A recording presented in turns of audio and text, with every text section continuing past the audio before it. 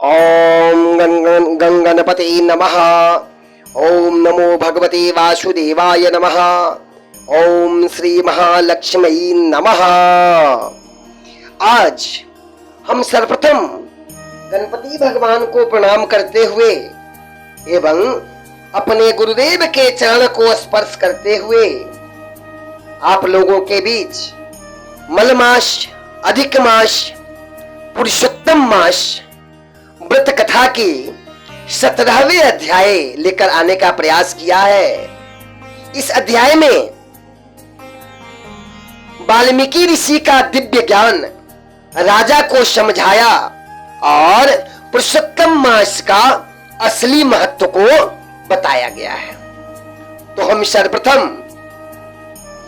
मंगलाचरण भगवान विष्णु की ध्यान, अधिक मास का महात्म्य, स्तोत्र और महामंत्र का सार ओम नमो भगवते वासुदेवाय का रुद्राक्ष की माला से जप करते हुए इस कथा का प्रारंभ करेंगे।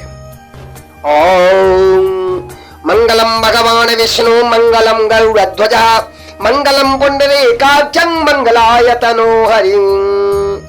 ओम शांताकारं भुजगशयनं पद्मनाभं सुरेशं विश्वाधारं गगन सदृशं मेघवर्णं शोभांगं लक्ष्मीकान्तं कमलनयनं योगवर्ध्यानगम्यं वन्दे विष्णुभवभयहरणं सर्वलोकैकनाथं। वन्दे वन्दारुमन्दारं वृन्दावन विनोदितं वृन्दावन कलानाथं पुरुषोत्तम अद्भुतम्।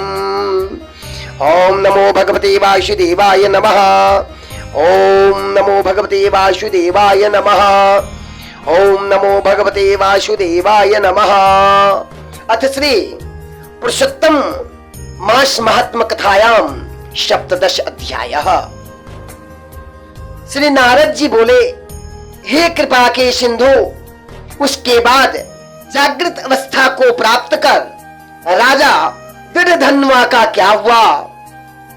जो मुझसे कहिए, जिसके सुनने से पापों का नाश कहा गया है।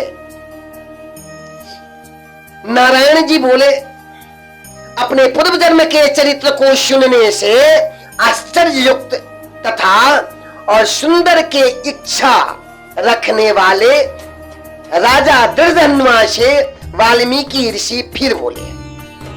वाल्मीकि मुनि बोले कि इस तरह स्त्री के मुख से शीतल वाणी को सुनकर सुदेव शर्मा धैर्य धारण कर भगवान हरि भगवान के चित्त को लगाता हुआ दीर्घ श्वास लेकर दीन मुख सुदेव शर्मा जो होने वाला है वह होगा, यह मन में निश्चय कर पुष्प समिधा आदि के लिए वन को चला गया। इस प्रकार करते उस सुदेव शर्मा को कितना ही समय बीत गया। बाद में किसी दिन समिधा, कुश, फल, पुष्प आदि के लेने के लिए वन को गया। वहां जाकर सुदेव शर्मा मन से हरि भगवान के चरण कमलों का ध्यान करने लगा।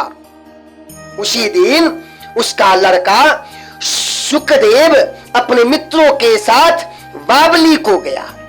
बावली में प्रवेश कर सब वयस्क मित्रों के साथ जल यंत्रों से जल फेंकता हुआ और बार बार हंसता हुआ खेलने लगा। गर्मी के ऋतु में बार बार जल में खेलता हुआ हर्ष को प्राप्त हुआ।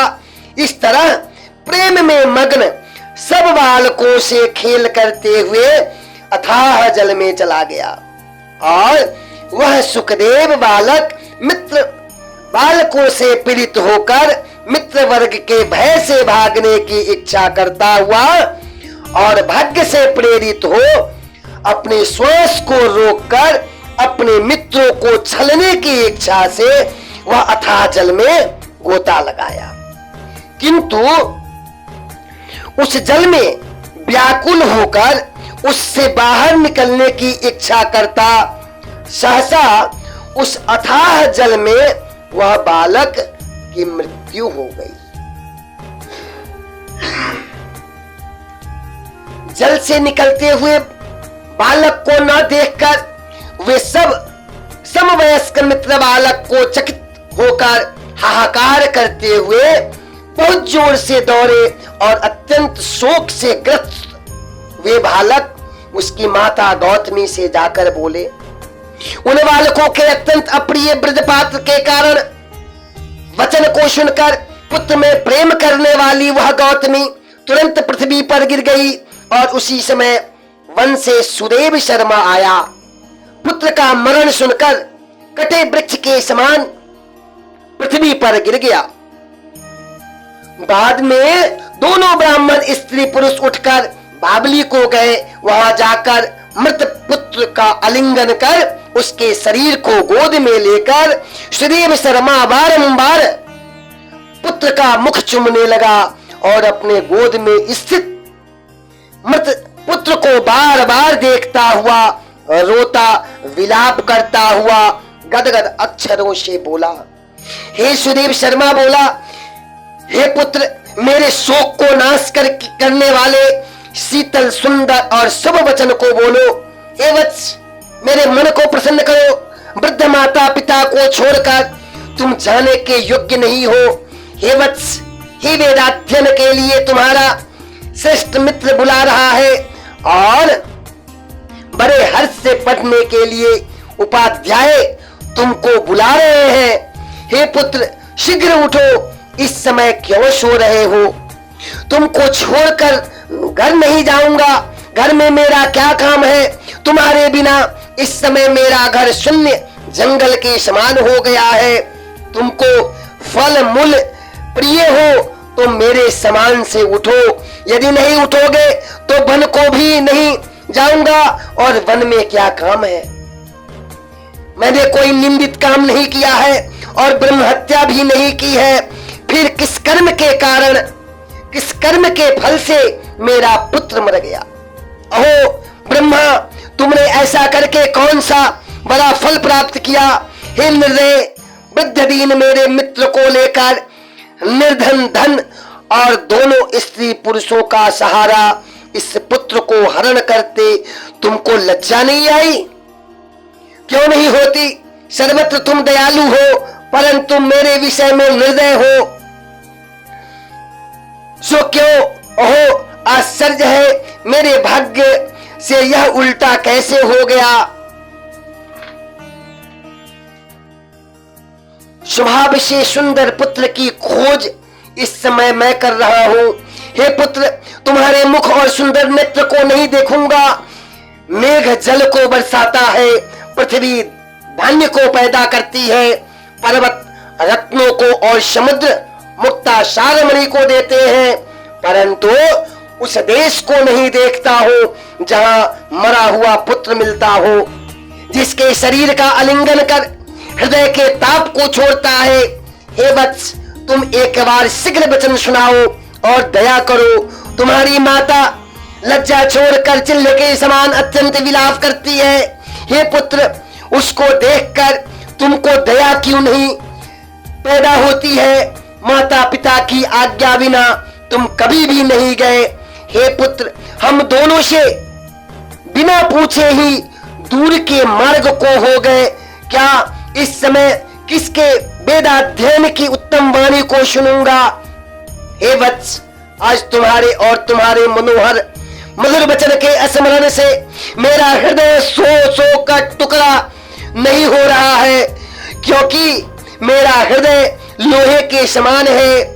हे कौशलेंद्र, हे दशरथ, तुमको हम धन्य मानते हैं, क्योंकि रामचंद्र की वन जाने पर पुत्र के ताप से दग्ध वे प्राणी को नहीं रुक सके, परंतु पुत्र के मर जाने पर भी जीवित रहने वाला मुझको धिक्कार है।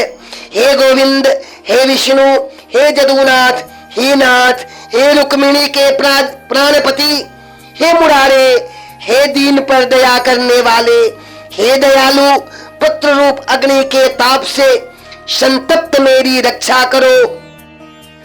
हे देवाधिदेव, हे समस्त लोक के नाथ, हे गोपाल, हे गोपीश, हे चक्रों को हाथ में धारण करने वाले, हे यमुना के विप्र दोष को हरने वाले, पुत्र रूप अग्नि के ताप से संतप्त मेरी रक्षा करो। हे वैकुंठ के वासी विष्णु, हे नरकासुर के नाशक, हे चराचर के आधारा, हे संसार रूपी समुद्र से पार करने के लिए जहाज के रूप में अर्थात संसार समुद्र से पार करने वाले, हे ब्रह्मादि देवताओं से नमस्कृत चरण पीठ वाले पुत्र रूप अग्नि के ताप से संतप्त मेरी रक्षा करो। हमारे समान सठ दूसरा कोई नहीं है जो मैंने देव के पुत्र श्री कृष्णचंद्र के वचनों का उल्लंघन कर पुत्र में दुराशा की। कौन अभागा पुरुष भाग्य में न रहने वाली वस्तु को प्राप्त कर सकता है। ओम इति श्री बृहन्नारदीये पुराणे पुरुषोत्तम मास महात्म्ये सप्तदशो अध्यायः समाप्तः। ओम नमो भगवते वासुदेवाय नमः। ओम नमो भगवते वासुदेवाय नमः। ओम नमो भगवते